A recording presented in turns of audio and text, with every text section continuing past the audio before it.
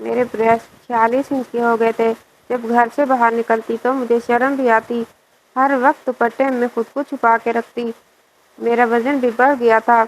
میری بھابھی میرا بریسٹ کا علاج کروانے کے لیے ڈاکٹر کے پاس لے گئی تو ڈاکٹر نے تیل سے مساج کرتے ہوئے میرا نام روباب ہے۔ میں بہن بھائیوں میں سب سے چھوٹی تھی اور خوبصورت بھی تھی، لیکن بہت موٹی تھی۔ میرے بریسٹ بھی کافی بڑے بڑے تھے اور اسی لیے میری شادی بھی نہیں ہو رہی تھی کیونکہ میرا وزن کافی زیادہ تھا۔ دیکھنے میں تو میں ایسے لگتی تھی جیسے میں 5 بچوں کی ماں ہوں۔ میرے بریسٹ بہت موٹے تھے، اپنے دوپٹے میں چھپا کے رکھتی تھی۔ جو بھی آنٹی رشتہ لے کر آتی مجھے دیکھتے ہی واپس الٹے پاؤں چلی جاتی۔ اب تو میرا دل ٹوٹنے لگا تھا۔ میں اپنے آپ کو کم کرنے کے لیے کئی حربے کر چکی تھی مگر کوئی بھی کام نہیں آیا تھا۔ انہی دنوں اماں بھائی کی شادی کر رہی تھی کیونکہ میری وجہ سے بھائی کی شادی بھی رکی ہوئی تھی اور بھائی اب مجھے کوسنے لگا تھا، تجھ جیسی موٹی کے لیے تو کوئی بھی رشتہ نہیں آئے گا۔ لیکن میں اب اور انتظار نہیں کر سکتا، اماں مجھے شادی کرنی ہے، اس موٹی کی وجہ سے میری بھی عمر نکلتی جا رہی ہے۔ اب میں بھائی کی باتیں سن کر بہت رونے لگی تھی۔ میرے بریسٹ دن بہ دن بڑھتے ہی جا رہے تھے، اس لیے مجھ سے کوئی بھی شادی کرنا نہیں چاہتا تھا۔ اماں نے کہا بیٹی کی شادی پھر ہو جائے گی، اب بیٹے کی شادی کر دیتی ہوں۔ اور پھر اماں جب بھابھی کو بھی گھر لے کر آئی، میں دیکھتی رہ گئی۔ بھابھی انتہائی خوبصورت تھی، وہ ایک دم پرفیکٹ تھی اور دبلی پتلی تھی، گوری چٹی۔ بھابھی کو دیکھ کر بھائی تو پاگل ہو گیا تھا، جو بھی انہیں دیکھتا دیکھتا ہی رہ جاتا، لیکن مجھے احساس کمتری بھی ہوا تھا۔ میں بھابھی سے کچھ ٹوٹکے لینا چاہتی تھی تاکہ میں بھی انہیں کی طرح پرفیکٹ نظر آؤں اور خوبصورت ہوں۔ تھوڑے ہی دنوں میں بھابھی سے دوستی کر لی۔ بھابھی بھی مجھ سے بات تو نہیں کرتی تھی لیکن میں اس سے اس کی فٹنس کا راز پوچھنا چاہتی تھی۔ کچھ دن بعد میری بھابھی کے ساتھ بہت اچھی دوستی ہو گئی۔ اب بھابھی مجھ سے کہتی کہ تم بھی جلدی سے شادی کر لو۔ میں بھابھی سے پوچھتی کہ میں شادی کیسے کر لوں، میرے پاس تو نہ ہی آپ جیسی خوبصورتی ہے، نہ ہی میرا وزن کم ہے، اور بریسٹ دیکھیں کتنے بڑے بڑے ہیں۔ جو بھی میرا رشتہ لاتا ہے وہ مجھے دودھ پلاتی ماں سمجھ کر بھاگ جاتا ہے۔ دن بہ دن بریسٹ کا سائز بڑھتا جا رہا ہے، اس لیے کوئی بھی مجھے نظر بھر کر نہیں دیکھتا۔ بھابھی بولی اس میں کیا ہے، تمہارا سارا علاج کر دوں گی۔ میں بھابھی کو حیران ہو کر دیکھنے لگی۔ بھابھی میرا علاج کیسے کرے گی؟ کیا میرے بریسٹ کا سائز چھوٹا ہو سکتا ہے؟ کیا میں آپ کی طرح دبلی پتلی نظر آؤں گی؟ بھابھی بولی ہاں ہاں، تم ایک دم اسمارٹ نظر آؤ گی، بس کچھ دن تیرا علاج چلے گا، پھر رزلٹ دیکھنے کو ملے گا، تیرا علاج پورا ہو جائے گا اور تو بھی دبلی پتلی نظر آئے گی۔ تو بھی برقع پہن، ڈاکٹر کے کلینک پر چلتے میں بہت زیادہ خوش ہو گئی۔ مجھے تو یقین ہی نہیں آ رہا تھا، آج پہلی بار کسی نے مجھے ڈاکٹر کے پاس جانے کا کہا تھا اور میرا علاج ہو سکتا ہے، ورنہ تو سب یہی کہتے تھے روٹی بہت کھاتی ہے، کم کھا لے تو ٹھیک ہو جائے گی، ورنہ زیادہ کھائے گی تو 5 بچوں کی ماں لگے گی۔ بھابھی نے باہر جا کر ایک رکشہ پکڑا، پھر اس میں بیٹھنے کا کہا اور بولی چلو میں تمہیں کلینک میں لے چلتی ہوں اور وہاں جا کر تمہارا سارا علاج ہو جائے گا۔ بھابھی کی باتیں سن کر میں تو اپنی خوبصورتی کے خواب دیکھنے لگ گئی تھی اور من ہی من میں بہت خوش تھی۔ میں خوشی خوشی بھابھی کے ساتھ بیٹھی۔ ہم تقریباً آدھے گھنٹے کی مسافت پر واقع ایک کلینک میں پہنچے، مگر مجھے بڑی حیرت ہوئی تھی کہ اس کلینک پر تو کوئی بورڈ وغیرہ نہیں لگا ہوا تھا، نہ ہی اس میں کوئی زیادہ لوگ تھے۔ میرے جیسے کچھ لڑکیاں وہاں پر بیٹھی ہوئی تھی جبکہ کچھ کے چہروں پر بڑے بڑے داغ دھبے اور دانے تھے۔ ان کو دیکھ کر مجھے اپنا آپ بہتر لگا تھا۔ تھوڑی ہی دیر کے بعد ایک لڑکی اندر آئی اور ان سب عورتوں کو دیکھنے لگی جو کہ اس کمرے میں بیٹھی ہوئی تھی۔ پھر اس کی نظر مجھ پر پڑی، اس نے عجیب سے انداز میں مسکراتے ہوئے میری بھابھی کو اشارہ کیا۔ بھابھی نے بھی اسے اشاروں میں کچھ کہا، مجھے دیکھ کر باہر آ گئی۔ وہ عورت مجھے دیکھ کر بہت خوش ہوئی۔ بھابھی نے مجھے کہا یہ عورت جو بھی پوچھے تم سیدھا سیدھا جواب دے دینا، پھر یہی تمہیں بڑی ڈاکٹرنی کے پاس لے جائے گی، اور ہاں جو بھی مسئلہ ہے وہ بتا دینا تاکہ تمہارا علاج کرنے میں آسانی ہو۔ بھابھی کی اس بات کو سن کر میرے دل میں پھر سے ایک امید جاگی تھی کہ اس سے میرا مسئلہ بھی حل ہو جائے گا، لیکن مجھے کیا پتا تھا کہ میری قسمت بدلنے والی ہے۔ بھابھی تو میری زندگی بدل کے رکھ دینا چاہتی تھی اور بھابھی پر بھروسہ کر کے میں ایک بہت بڑی غلطی کرنے والی ہوں۔ وہ لڑکی کمرے میں لے گئی، وہاں پر بھابھی موجود نہیں تھی۔ مجھے کہنے لگی تمہارے بریسٹ کو ناپنا پڑے گا اور تمہارے وزن کو بھی تولنا ہوگا، پتہ لگانا پڑے گا کہ جسم میں کتنا پانی ہے اور چربی کتنی۔ تم اس بیڈ پر لیٹ جاؤ، میں مشین لے کر آتی ہوں۔ اور میں بہت حیران ہوئی کہ لیکن بھابھی نے کہا تھا کہ چپ چاپ اس عورت کی بات مان لینا، ایسا نہ ہو کہ بعد میں کوئی مسئلہ ہو۔ میں نے فوراً ہی بیڈ پر لیٹ کر اس کے کہنے کے مطابق آنکھیں بند کر لی۔ اس کے بعد اللہ جانے کیا ہوا، میں نہیں جانتی تھی۔ کچھ ہی دیر گزری تھی کہ کچھ آواز سی آنے لگی، شاید وہ عورت کمرے میں داخل ہوئی تھی، بس پھر کیا تھا، میری آنکھوں پر کسی نے پٹی باندھ دی تھی۔ मुझे बहुत डर लग रहा था क्योंकि भाभी भी आसपास नहीं थी। पट्टी बांधने के बाद मुझे कुछ नहीं पता चला। फिर जब पट्टी खोली तो मैं बिल्कुल वैसी की वैसी ही थी। क्या इस तरह से करने से मेरा वजन कम हो सकता है और क्या मेरे ब्रेस्ट नॉर्मल हो जाते? मैं यही सोचती रह गई, लेकिन मुझ में कोई तब्दीली नहीं आई थी और ये अमल तकरीबन 5 से 7 मिनट हुआ था। अलबत्ता मुझे अपने पूरे जिस्म में बेचैनी सी महसूस होने लगी थी। मैंने उस औरत से पूछा कि ये क्या था मेरे साथ जो तुमने किया है? बोली कि मैंने तुम्हारा अल्ट्रासाउंड किया है। इसमें हैरानगी वाली कौन सी बात है? अल्ट्रासाउंड? मेरे दिमाग में फिर से बातें फिरने लगी। अल्ट्रासाउंड तो उन औरतों को किया जाता है जिनको कोई बच्चे वगैरह का मसला हो, लेकिन मेरा मसला तो कुछ और था। मैं सबसे पहले अपने ब्रेस्ट का साइज कम करना चाहती थी। दिन ब दिन बढ़ता ही जा रहा था, लेकिन यहाँ तो मेरा अल्ट्रासाउंड किया जा रहा था। लेकिन अल्ट्रासाउंड के लिए पेट पर एक खास किस्म का पानी लगाया जाता है। मशीनें भी दूसरी होती हैं।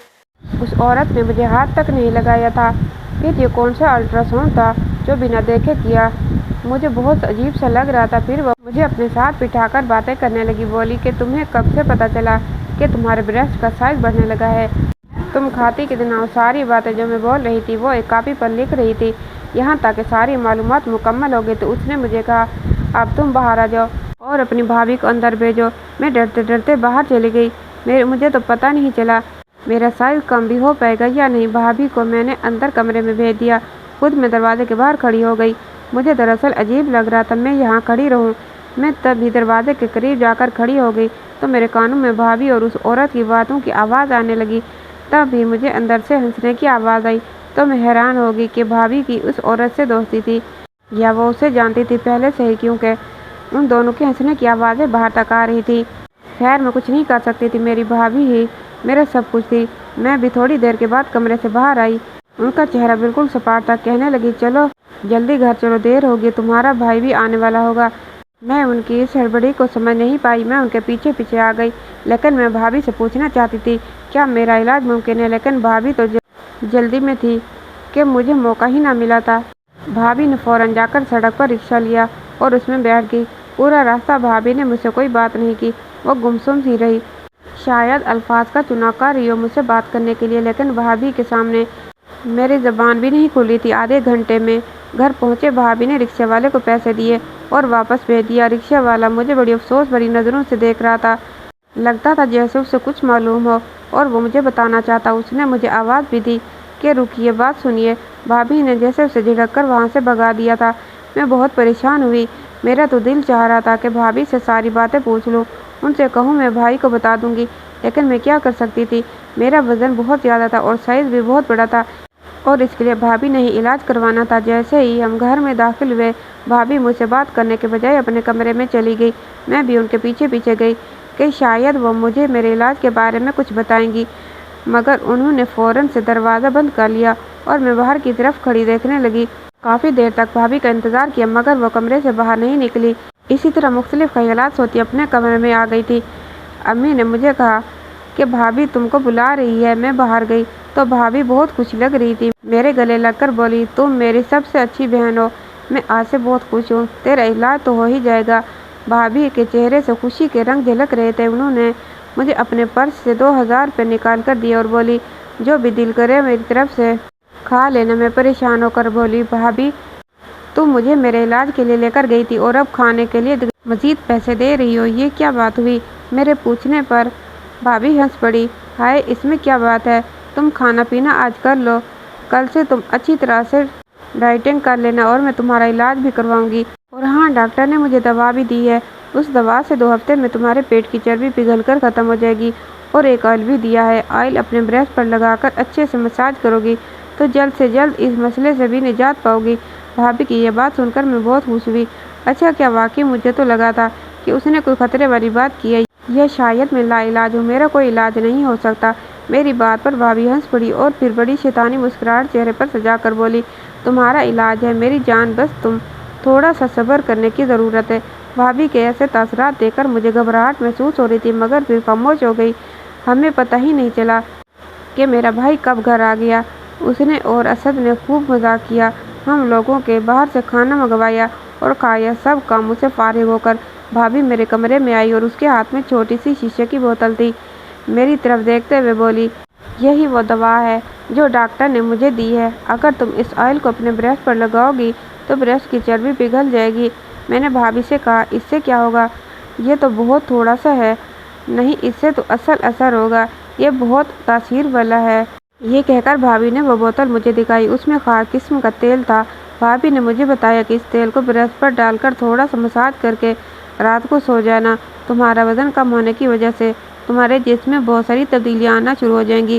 بھابھی کی بات سن کر میں بہت خوش ہوئی۔ بھابھی نے کہا کہ یہ دوا بہت مہنگی ہے، میں نے تمہارے لیے 15,000 روپے کی لی ہے، سو اس کا احتیاط سے استعمال کرنا۔ ایک قطرہ تیل کا ڈال کر مساج کرنا، اس سے تمہیں بہت زیادہ اچھی مدد ملے گی۔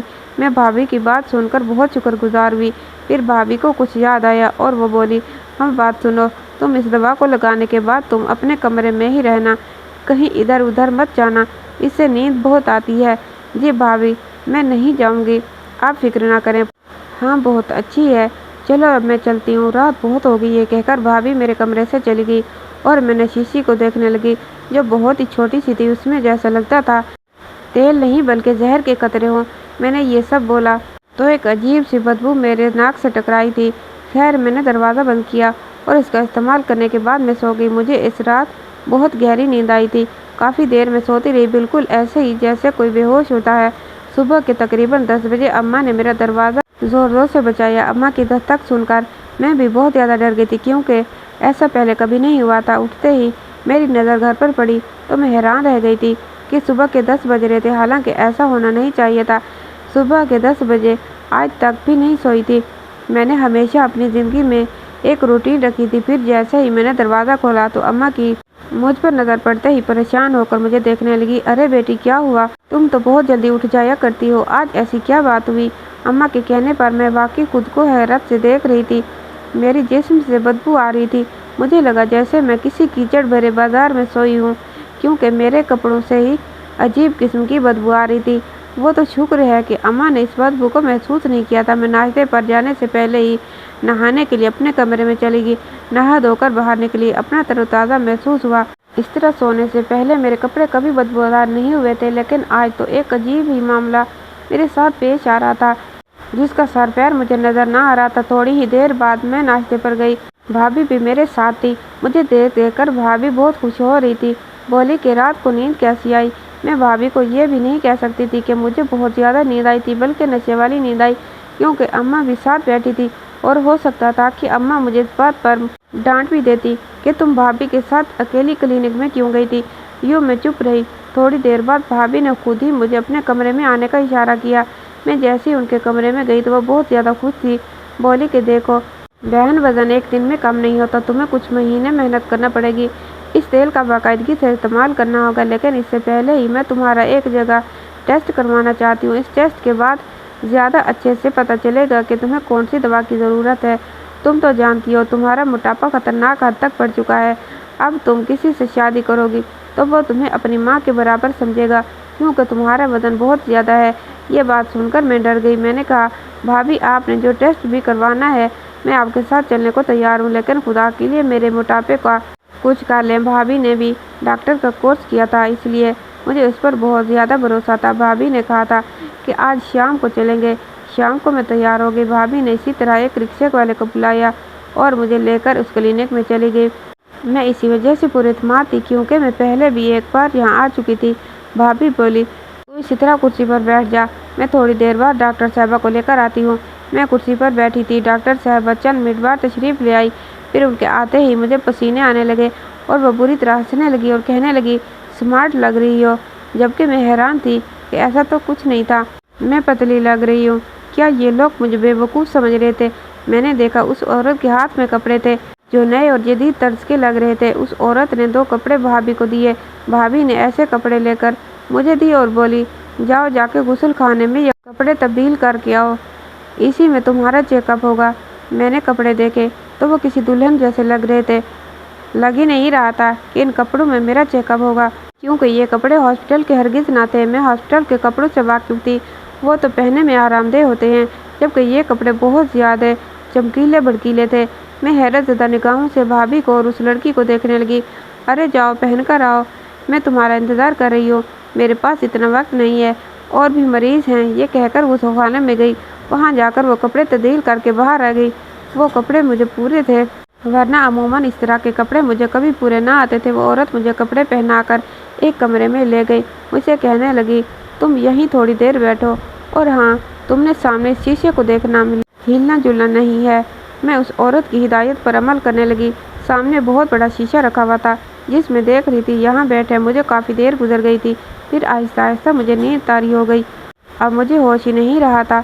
जब मुझे होश आया तो मेरा अंग अंग दर्द कर रहा था। मुझसे उठकर बैठा भी नहीं जा रहा था। मेरी पूरी बॉडी ढीली हो चुकी थी। बहुत मुश्किल से मैं उठ के बैठी थी और लड़खड़ाते हुए पाँव से चलकर बाहर आई थी, जहाँ पर भाभी और डॉक्टर हंस हंस कर बातें कर रहे थे। मैंने सीधे जाकर उनसे सवाल किया कि ये आप मेरा कौन सा इलाज कर रहे हैं जो मुझे इतनी दर्द हो रही है और मैं बार बार क्यों बेहोश हो रही हूँ। मैं अपनी बात सख्त लहजे में पूछ रही थी, लेकिन भाभी और डॉक्टर मेरी बातें सुनकर एकदम हैरान हो गई। फिर कुछ संभलते हुए भाभी कहने लगी, डरने की कोई ज़रूरत नहीं है। मेरी जान तुम्हारे जिस्म का थोड़ा सा मसाज किया है, और इसीलिए ताकि तुम्हारे जिस्म से चर्बी पिघलकर बाहर आ जाए। ऐसा करने से ही तुम्हारा वजन घट सकता है। भाभी की इस तरह की बातें सुनकर मैं एकदम पुरसुकून हो गई। मुझे सिर्फ अपना वजन घटाना था। मैं भाभी की तरह खूबसूरत दिखूं, इसलिए भाभी की हर बात पर भरोसा करती जा रही थी। लेकिन मुझे उन पर शक भी हो रहा था। लेकिन मैं चाहकर भी उनको कुछ नहीं कह सकती थी, क्योंकि मैं जानती थी कि अगर मैं उनसे कुछ भी उल्टा सीधा कहूँगी तो भाभी मेरा इलाज नहीं करेंगी। इसलिए ये सोचकर मैं खामोश हो गई थी। फिर मैं भारी दिल के साथ घर चली गई, लेकिन घर जाने से पहले कपड़े और मेकअप उतार के गई थी ताकि अम्मा को इस बात पर शक न हो। लेकिन क्लिनिक के बाहर भी मुझे कमज़ोरी महसूस हो रही थी। मेरे जिस्म में भी काफ़ी ज़्यादा दर्द था, जिससे मैं ये बात अम्मा को नहीं कह सकती थी। इतनी ज़्यादा मुझे नींद भी आ रही थी, इसलिए कमरे में जाकर फिर से सो गई। मेरी अम्मा मुझे इस हालत में देखकर परेशान होने लगी थी, और सुबह जब मैं उठी तो मुझसे पूछने लगी, क्या हुआ है, तुम्हारी तबीयत कुछ ठीक नहीं लग रही है, कोई बात है तो बताओ। हाँ, तुम माँ होती है, बच्चे की हर तकलीफ को समझ जाती है। लेकिन मैं ये बातें अम्मा को बताकर उनको परेशान करना नहीं चाहती थी। कुछ भी नहीं, बस थकावट महसूस हो रही है इसलिए। लेकिन ऐसी कोई बात नहीं जिससे आप परेशान हो, मैं बिल्कुल ठीक हूँ। कुछ दिन ऐसे ही गुजर गए। मैं हर रात उस ऑयल का मसाज करके सोती, लेकिन इससे मुझे कुछ फ़र्क नहीं महसूस हो रहा था। लेकिन इस दवा से मुझे बहुत ही ज़्यादा बेहोशी आने वाली थी। इसके बाद जो भी मेरे साथ होता वो मुझे कभी याद नहीं रहता था। जब सुबह होती तो मेरा पूरा जिस्म दर्द कर रहा होता। फिर अगले दिन भाभी बहुत खुश दिखाई दे रही थी और मुझसे कह रही थी कि तुम तो बिल्कुल ही दुबली पतली नज़र आ रही हो, चलो डॉक्टर से मिलकर आते हैं ताकि तुम्हें और कुछ दवा दे दे, ताकि तुम जल्दी से जल्दी दुबली पतली नज़र आओ। भाभी की बातें सुनकर मुझे तो अपने जिस्म में कोई फ़र्क महसूस नहीं हो रहा था। वो मुझसे झूठ क्यों बोल रही है। मुझे भाभी पर शक हो रहा था, इसलिए उनको पकड़ना चाहती थी कि भाभी मेरे साथ क्या कर रही थी। मैं भाभी के साथ क्लिनिक जाने के लिए मान गई। जब भाभी मुझे क्लिनिक के अंदर ले गई तो मुझे फिर से दुल्हन वाले कपड़े पहनने को दिए और मुझे अच्छा सा मेकअप भी किया। मैं मौका का फ़ायदा उठाकर मोबाइल में वीडियो ऑन करके एक जगह छुपा कर रख दिया ताकि मैं जान सकूं मेरे साथ क्या होता है, जिससे मुझे कमज़ोरी हो रही है। जो फ़ोन मैंने वीडियो ऑन करके छुपाया था, जब मैंने उस वीडियो को ऑन करके देखा तो मेरे होश उड़ गए। मेरी तो दुनिया ही पलट कर रह गई थी। भाभी ने मेरी ज़िंदगी बर्बाद कर दी थी और मुझे तो इस पर यकीन ही नहीं आ रहा था। ये वज़न कम करने के चक्कर में मैंने भाभी पर भरोसा करके ये क्या कर दिया था। भाभी से नज़रें बचाकर अब मैं यहाँ से भागना चाहती थी। अगर वीडियो की बात कहूँ तो वीडियो में ऐसी चीज़ थी जिसे देखकर मेरी ज़िंदगी बर्बाद हो गई। वीडियो जब मैंने देखी तो उसमें मुझे ऑयल लगाया जा रहा था और मैं आहिस्ता आहिस्ता बेहोश हो गई थी। और जैसे मैं बेहोश हुई तो एक आदमी कमरे में दाखिल हुआ, और दाखिल होते ही उसने मेरे साथ ज़बरदस्ती करके अपना हक वसूल कर चुका था।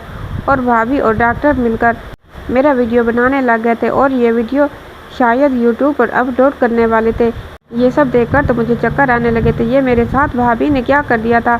मैं यही सब सोचते हुए अंधाधुंध अपने घर की तरफ भाग रही थी, और मेरे पास सबूत के तौर पर वीडियो भी थी। और ये वीडियो मैं अपनी माँ और भाई को दिखाना चाहती थी। जब मैंने घर आकर माँ और भाई को ये बात बताई, अम्मा और भाई मुझे देखकर बहुत गुस्सा हो गए थे। अब भाभी भी घर पहुंच गई थी, लेकिन भाभी मुझे क्लिनिक में ना पाकर घबरा गई थी।